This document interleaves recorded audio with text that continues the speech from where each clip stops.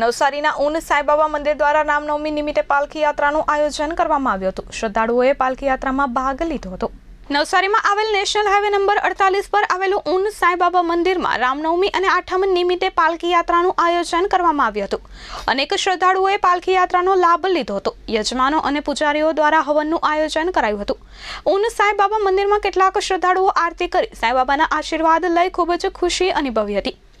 ઊન સાંઈબાબા મંદિર એક શ્રદ્ધાનું કેન્દ્ર બન્યું છે, ત્યારે લોકો આ મંદિરે દૂર દૂરથી પગપાળા કરી બાબાના આશીર્વાદ લેવા માટે આવતા હોય છે અને ઊન મંદિર દ્વારા મહાપ્રસાદનું આયોજન પણ કરવામાં આવ્યું હતું।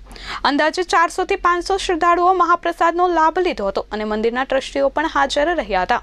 શ્રી સાંઈનાથ સાર્વજનિક સેવા મંડળ ટ્રસ્ટ તરફથી વાર્ષિક ઉત્સવમાં આપણે એક રામનવમીનો ઉત્સવ આ સંસ્થા ઉજવે છે। રામનવમીનો ઉત્સવ આજે લગભગ 1998 થી આ સંસ્થા ઉજવી રહી છે। આ સંસ્થા દિન પ્રતિદિન પ્રગતિ કરતી જતી છે અને હર ગુરુવારે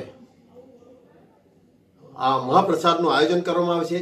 લગભગ 4 થી 5,000 વ્યક્તિઓ મહાપ્રસાદમાં ભાગ લે છે।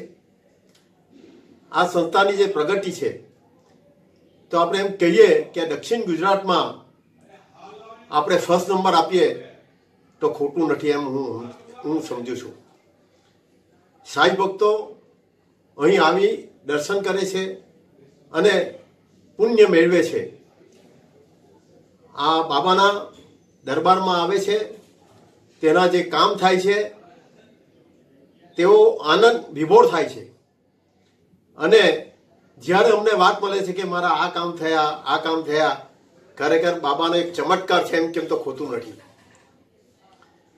આજુબાજુના વિસ્તારોને જે સ્કૂલ છે એને અમે નોટબુકો બી આ સંસ્થા તરફથી આપીએ છીએ અને હર ગુરુવારે હોમિયોપેથિકની સારવાર આ સંસ્થા તરફથી અગ્રવાલ કોલેજ તરફથી સહયોગથી અમે આ ચલાવી રહ્યા છે અને મફત હોમિયોપેથિકની દવા પણ અહીંથી મળે છે। તો સર્વે ભાઈઓ અને બહેનોને અમારી ખાસ વિનંતી છે કે આનો લાભ લઈ અને ધન્ય મેળવો એવું આશા રાખું છું અને આરોગ્ય પણ આપણું સારું રહે એવી આ સંસ્થા તરફથી હર હંમેશના માટે કોઈને કોઈ પ્રોજેક્ટ પણ અમે લાવીએ છીએ અને અગાઉ પણ ચશ્માનું વિતરણ પણ આ સંસ્થા તરફથી કરેલું છે અને મોતિયાના ઓપરેશન પણ કર્યા છે।